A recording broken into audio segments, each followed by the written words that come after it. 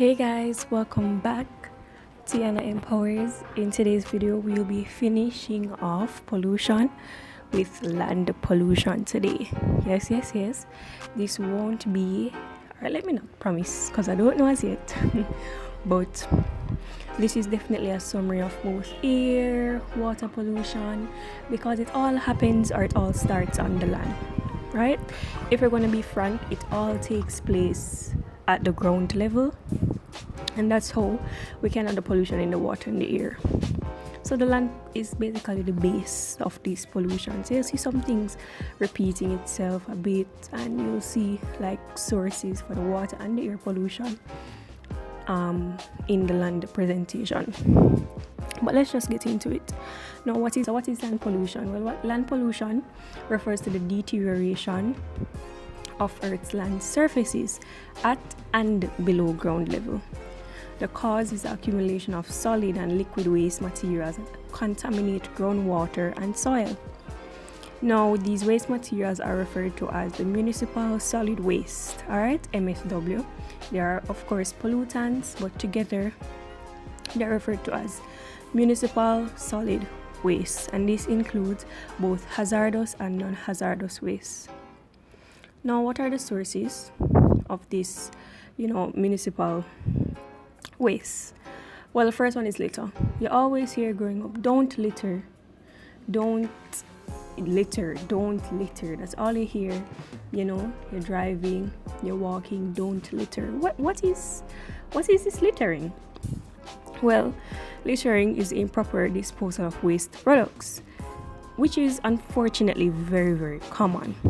Every cigarette butt tossed on the ground or food wrapper tossed out of a car window is a small contribution to a monumental issue. Now, according to Keep America Beautiful, 76% of litter found on roadways is from pedestrians and motorists. So it's those of us that are walking and we drink some water, we drink a bottle of water. We don't see any bin nearby, so we don't hold our bottles, we just throw it out on the floor, or we're in our car and we just ate and we don't want to keep our car dirty. So guess what? We're gonna dirty up the streets instead. So we are littering. Alright? Not all litter, however, is intentional. Okay. Some persons are very conscious of not littering, and it may happen unintentionally, right? A large volume of litter also comes from unsecured items that fall off the back of vehicles or out of trash cans, right? So you could have put up your garbage in the trash, right? But maybe there was this heavy wind that was just blowing and it just blew some of that trash out, and that wasn't your intention, right? Your intention was proper disposal of the garbage, but nature kind of got the best of it, and we might end up having a few things out, littering. All right, so that was unintentional, but it does contribute to this waste. All right, all litter, whether intentional or not, causes a pollution by releasing chemicals and microparticles as it degrades. So it's releasing chemicals, it's releasing microparticles as it degrades, so it's contributing to air pollution, right? Now, we have some pictures here. I just found them. I just typed in littering, like literally that's all I typed in littering, and I saw some pictures, and I just chose these two because the first picture, we can see that it's a very undeveloped area or a rundown area by the state of the houses and the infrastructure. So we can, infer that there's probably no proper disposal in this area. So persons probably dispose of their garbage, as we're seeing here, on the nearby beach. Okay, because probably it's easier to just dispose of garbage there. So there's a lot of space. You just throw it out, and it probably started as just one thing out, then two things out, and now look at how it's looking, right?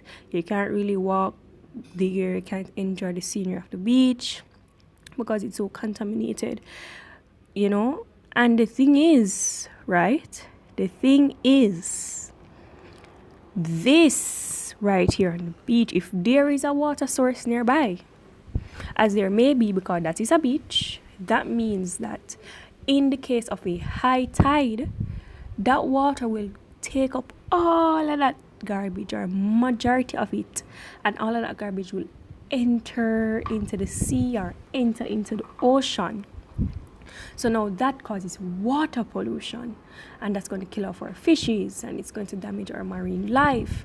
So we see how the different pollutions are tied in together, and in this waste now, as it degrades, it's releasing chemicals, and it's releasing particles into the atmosphere, which is contributing to air pollution. All right, I have a Milo picture right here that's showing littering, where we can see that this is a developed park. It's clean to an extent, but where this garbage is, so persons are disposing not in the garbage but at the garbage, because we can see that the trash can is a bit full, so persons resort to disposing their garbage around the trash can. Right, that is littering, because even though there is no space at the trash can, it's your duty to find another, or probably make a impromptu trash can and put it there, or just get a box, something that can hold the garbage, so it's not all about the place. So this is of course littering, probably milder than the first image, but littering nonetheless. Alright, urbanization also contributes to land pollution, right? So while urbanization, it's not in itself littering, large quantities of people living and producing trash and littering in a dense area does inevitably lead to land pollution. Because if there's so many people living in one area, I'm pretty sure not all of those persons abide by the no littering sign or the no littering rule. So we have persons contributing to the trash, right? To accommodate the increased population, construction activities also occur, which result in large waste materials such as metal, plastic, wood, and bricks. So there's a lot of construction going on in these urbanized areas, which are also contributing to the litter, right? When these materials are not properly disposed of, it contributes to the land pollution of that area, as said before. To help reduce the environmental impact of construction sites, it's important to work with partners that offer comprehensive building solutions to achieve cost-effective construction, recycling, and waste disposal plans. Alright, so that's a little solution just to drop in there. Maybe not to be used at your level, but it can be a recommendation, alright, for urbanized areas. Now, mining is also a source of land pollution, right? And it's also important to note that urbanization is also a source of air pollution, so we can see them tying in. Now, mining is extraction. I think I'm nervous sometimes when I'm speaking, because simple words as I know to pronounce always become a difficulty. Mining is the extraction of minerals and other geological materials from the ground, which are often then used for a wide range of purposes. And we did speak on minerals, and we spoke on rocks before, so there's an idea what mining is. Now, this extraction and the methods used, however, deplete the earth of its natural resources and cause damage and pollution in its wake. That's why finding alternatives for energy like solar or wind power that aren't mined from the Earth's surface are so vital in helping to reduce land pollution moving forward. So we can see the picture here, right, where we see the digging that's going on, and that's so much of our land that is just being worn away, right? What they're digging is our land. That could be space for housing or space for agriculture, or trees, forestry, but it's just mined away. So that is in itself land pollution. In its wake now, while mining contributes also to air pollution, right? So there's a lot of dust, there's a lot of particles that are just lifting into the atmosphere. So even if you live nearby a mining site, you'll have health problems, right? Because you're breathing in all of these chemicals, all of this dirt, this dust, so it's going to affect you, right? Now, agriculture is also a source of land pollution. Now, we know that agriculture is fundamental for both everyday life as well as the economy or on a whole. However, it can have effects on the planet. Agricultural pollution occurs when contamination created as a byproduct of raising livestock or growing food crops is released into the environment, and the contamination is vast. All right. Now, you have a picture here of a truck just letting out whatever it's letting out. It looks like probably pesticide, could be insecticide, who knows, but it's contributing to pollution. Specifically here, air pollution, water pollution, land pollution. So all of the pollutions coming, combined is affecting, because it's affecting the soil, these pesticides, and it's affecting the groundwater, right? So that's land pollution. When it runs off, it's affecting waterways and rivers, water pollution, and the chemicals that are into the atmosphere, air pollution, right? Other things from the farm or from raising livestock, planting crops can also contribute to land pollution, such as the waste from the livestock, waste from the crops, so probably like the outer skins, or stuff for food crops that are improperly disposed of, also contributes to land pollution, and stuff like that. All right. Now, what are the effects of land pollution? For this slide, it wasn't separated into on humans, on land, on the environment. These are just some pointers to note of the effects of land pollution. Some of the effects are similar to those of air pollution and water pollution, so that's why it's in point format. Because we've basically spoken about majority of the effects on humans and on the environment of pollution on a whole. Now, land pollution touches essentially every area of the living world, right? So that's the water, that's the air, that's the land, that's the trees, all of that. So land pollution makes water not safe to drink. All right, we know how. It also pollutes soil, which leads to a loss of fertile land for agriculture. We also spoke about that, so we know how. Climate change, which causes an onslaught of disastrous problems, including flash floods and irregular rainfalls, which we spoke on when we were speaking on global warming, greenhouse effect, stuff like that. Now, the endangerment of and extinction of species in wildlife. It's important to note that when mining is taking place, agriculture is taking place, urbanization is taking place, they usually cut down the trees to get space for infrastructure, to get farmland, or to get an area to mine. They cut down the trees, and this is known as deforestation. So they're cutting down, healthy, living, beautiful, contributing to life trees that provide us with oxygen. They're cutting it down. And it's also important to note that these trees are also habitats to wildlife, to endangered species, stuff like that. So when they do cut down the trees to suit agriculture, the mining, and the urbanization, there becomes an endangerment and extinction of species, because if you take away or eradicate the home or habitat of a species, where is it going to go? Especially if it's not easy to adapt, where is it going to go? So they will be forced to live in the wild, and maybe they weren't born to live in the wild, so they will die. All right? Or they can become endangered. So habitat shifting is also an effect where some animals are forced to flee where they live in order to survive, which I just spoke about just a while ago. An increase in wildfires due to polluted areas often becoming very dry. All right, an increase in air pollution, burning of waste, or the burning of our trees as well, and stuff like that.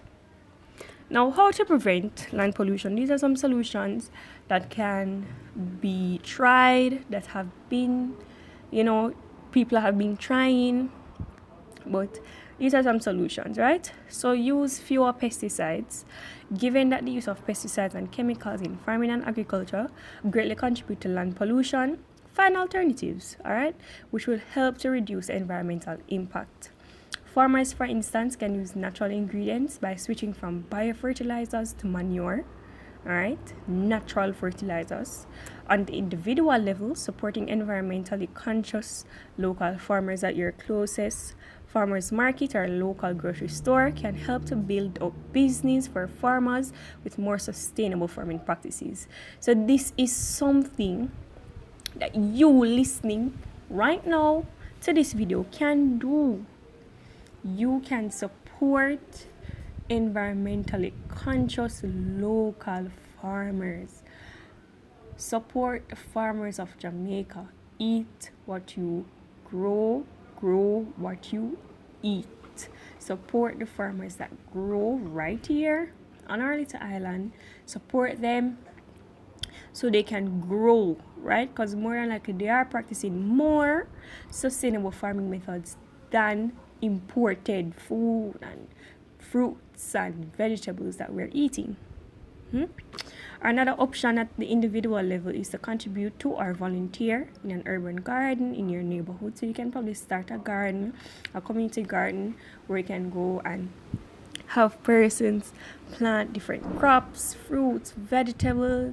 You just water it every day and you just leave it to just grow and blossom, and then that can be a source of food for your community. Reforestation is also another way to help prevent land pollution, right? So we're cutting down the trees for agriculture, for mining, for urbanization. Plant them back, right? So reforestation involves replanting in an area with trees. This can be for areas that have experienced wildfires, for instance, where trees had been chopped down and milled. Now, this process helps to bind the soil, which helps to protect it from land pollution, and it also prevents soil erosion and flooding. All right? Also adds to beauty. Now, reduce, reuse, recycle. We hear them all the time. Reduce, the 3 R's: reduce, reuse, recycle. At the individual level, there are many things that we can do to reduce our contribution to land pollution. Alright, so we spoke about some not too long ago.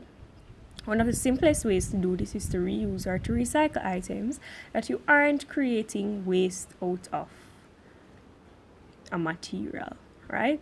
So instead of making it waste, repurpose it.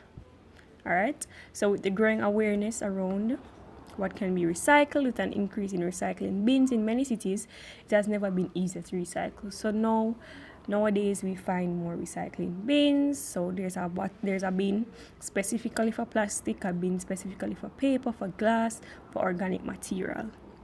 Maybe not for all four, but we definitely say recycle bin for our plastics, right? If that's one thing we know, we'll always find a recycle bin specifically for plastic.